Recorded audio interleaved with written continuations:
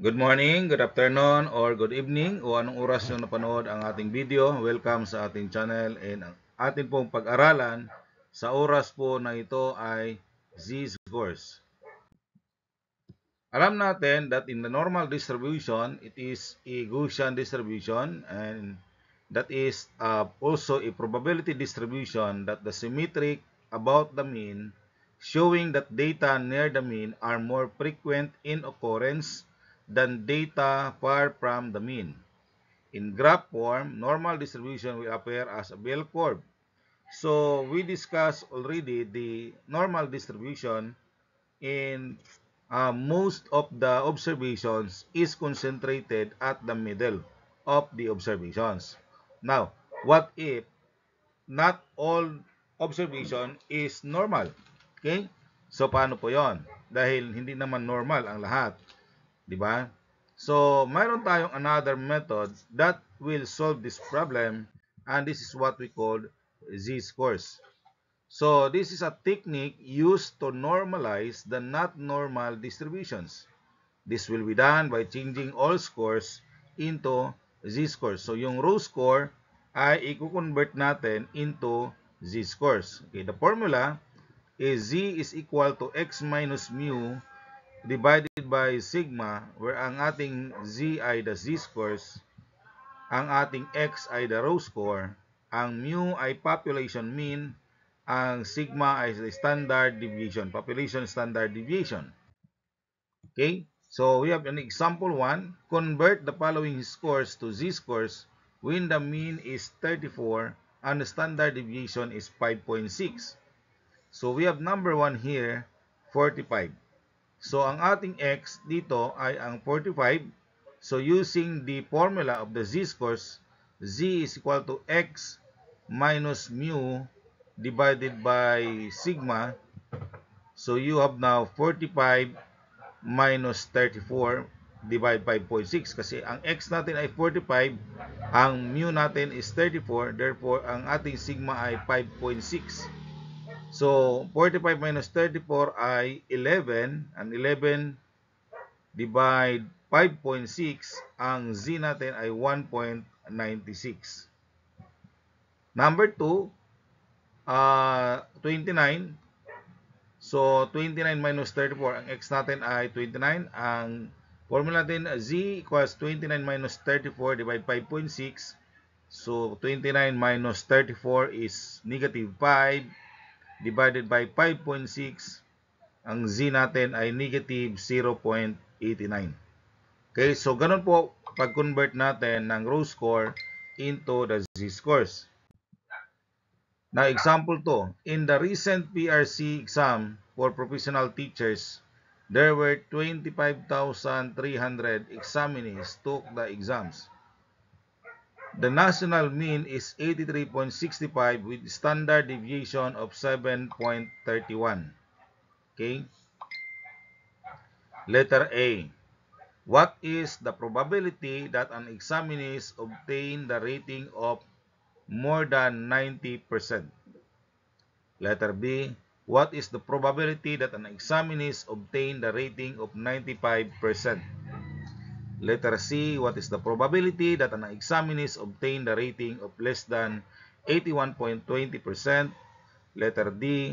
How many examinees obtain the average of 85 and above? Letter E. How many examinees obtain the average rating of less than 92.50%? Letter F. What is the probability that an examinee obtain the rating between 81.20% to 90%? Okay, so solve natin using the z-scores. Alright, so we have now letter A, that what is the probability of that an examinee obtain the rating of more than 90%. So ang given natin, ang mu natin ay 83.65. Okay? Tapos ang ating sigma ay 7.31. Okay, letter A, ang x natin ay 90 since more than 90. And then we have to solve the probability that x is greater than 90. So using the formula, x minus mu divided by sigma. So that is 90 minus 83.65 divided by 7.31. So 90 minus 83.65, that is 6.35 divided by 31. Ang z natin ay 0.87. Now, gagamitin natin ang normal standard table. Okay? So, 0.87, so yan. Dito po sa ating first column, okay, ang ating z column, so 0.88, tapos takpo tayo ng 7. Okay, so, ang equivalent area niya ay 0.3078. Okay, so ang z at 0.87, ang ating normal area o the normal curve, under the normal curve ay 0.3078. Now, ang hinahanap po natin ay greater than 90%. So, the probability that x is greater than 90 ay 0.1922. Okay? So, ito yung graph natin. So, ito yung unshaded natin. Ito po yung data natin kasi, kalahati ng graph as we discussed already. Yung kalahati ng graph nito ay 50%. Okay? Tapos dito, nagmumula from the mean. Okay? Alam natin that from the mean, no, yung gitna, ito yung mean. At alam natin from the mean going to here, this is 0.3. Okay, ito yung ating 0. Okay, 0.3. Okay, ito yung ating 0.3078, no? Yung unshaded natin, yun yung ating 0.3078. Ayan. From the mean. Okay, from the mean. Ngayon, i-plus natin tong kalahati na dito, that is 0.5. So, 0.8978. Pero, pwede rin kasi alam natin itong kalahati na to, no? From the mean going here ay 0.5 to. Okay, this 0.5. Yan. So, babawas natin yung unshaded area. So, 0.3078. Kaya ang lumabas natin ay 0.1922. Ito yung shaded natin. Okay, that is 0.1922. That is our final answer. Okay, 0.1922. Yun yung probability that the rating is 90% and above. Okay. Letter B.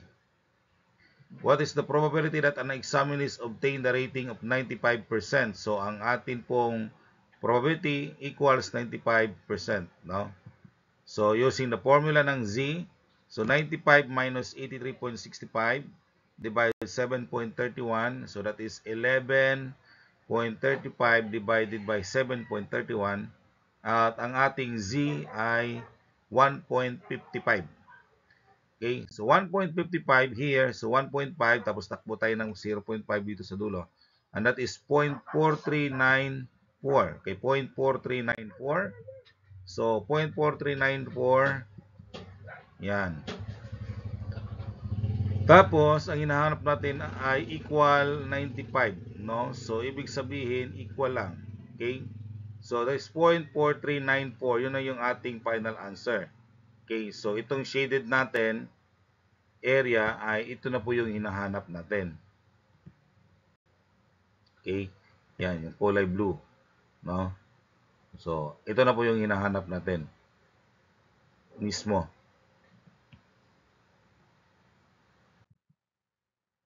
Next, letter C. What is the probability that an examinee obtain the rating of less than 81.20? So, probability of x less than 81.20. So, 81.20 minus 83.65 divided by 7.31. So, that is negative 2.45 divided by 7.31. So, ang z natin ay negative 0.34. Now, Kapag mag-locate tayo ng area doon sa normal curve, gagamit tayo ng positive z. Okay, so 0.34. So, gamitin natin ang positive 0.34 and that is 0.1331. Okay? So, gumamit tayo ng Z 0.34 kasi symmetrical naman yon. Ibig sabihin, kung gaano kalaki yung sa kabilang side, sa right side, ganun din sa kaliwa. So, 0.34, ang area natin ay 0.1331. So, yung probability ng Z, 0.5 minus 0.1331. Ang probability that X is less than 81.20 ay 0.3669. Okay? So, yan po yung unshaded natin. So, 0.3669. Okay? Letter D. How many examinees obtain the average of 85 and above? So, probability that X is greater than 85. So, using the formula again, and then we have Z equals 85 minus 83.65 divided by 7.31. So that is 1.35 divided by 7.31 and that is 0.18. Okay, ang 0.18 ay 0.0714. Ayan, 0.714. So 0.0714.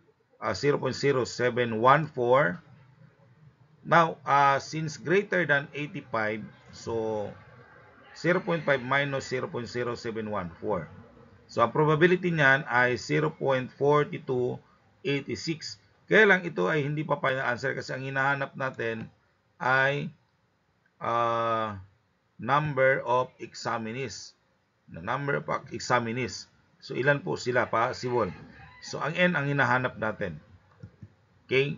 So, that's the probability. That's 0.4286. Okay? So, 0.04286 times natin ng 25,300 examinees. So, there are 10,843.58 or 10,844 examinees. Yun po yung nakakuha ng 85% and above. Okay? So, ibig sabihin, marami po ang pumasa.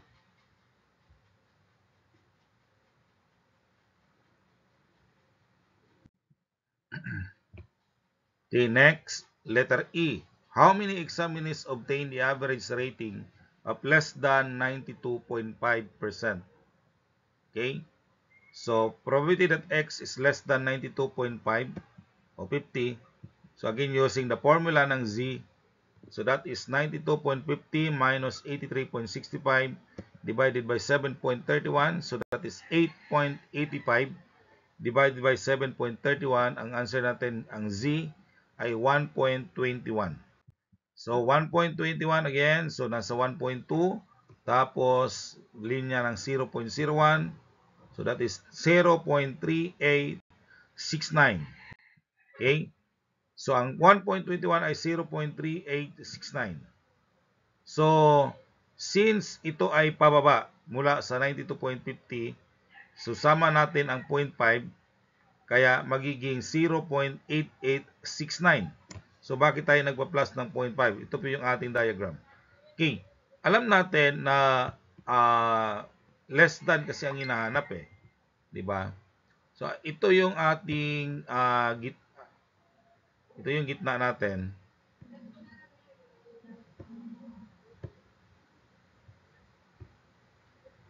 Okay. Let's say, ito yung ating mean. Yan. So, ito yung mean natin. Ito yung ating Z 1.21. Okay. At mula dito, okay, 1.21. Mula dyan, going down. So, sama natin yung 0.5 ang dulo. Okay. Alam natin from the mean, papuntang Z ay 0.3869. Sama natin tong kalahati. So, kaya nagpa-plus po tayo. So 0.8869, yun yung probability. Pero hindi pa po yung final answer. Ang hinahanap natin ay N, the number of participants. Okay? The number of examinees took get 92.50 and below na grade. So 8.8869 times 25,300. Ang sagot natin ay 22,439 examinees. So yun po, ganun po siya kadami, no? 22,439.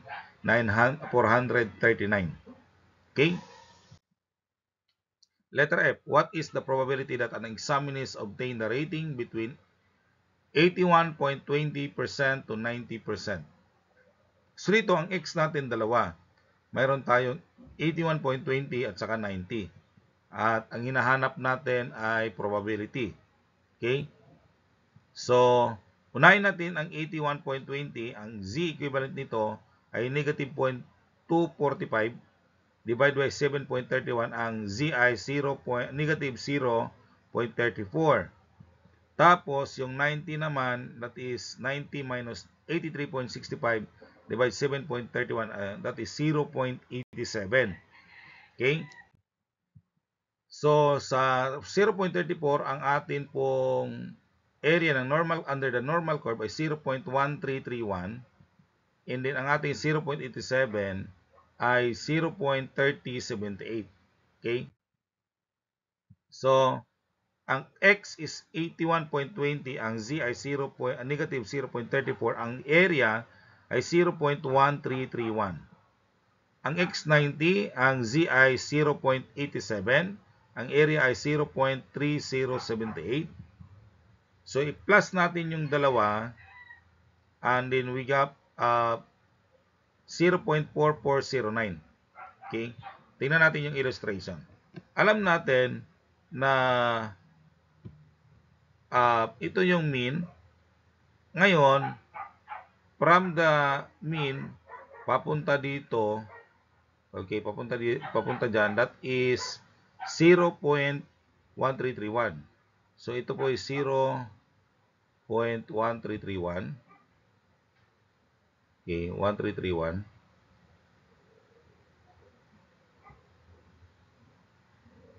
Okay. And galing dito naman, papunta dito sa kabila, that is 0.3078. So that is 0.03078.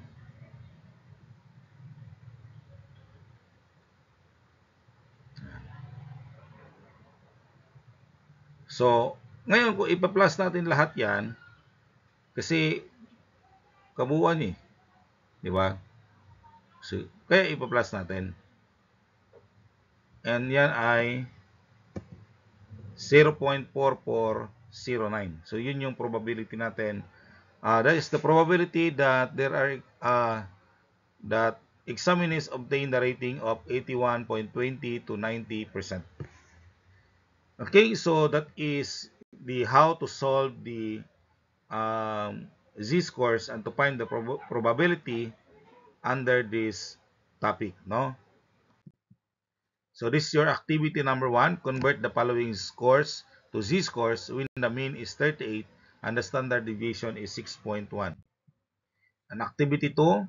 So in a recent PRC exam for professional nurses, there are 15,900 examinees took the exams, and the national mean is 80.65 with a standard deviation of 7.10.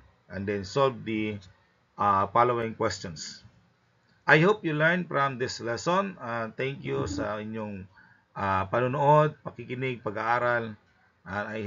Nawa, i-share nyo rin ito sa inyo po mga kaibigan, kakilala. No? Muli, this is Engineer Eduardo Tapia, your professor. God bless.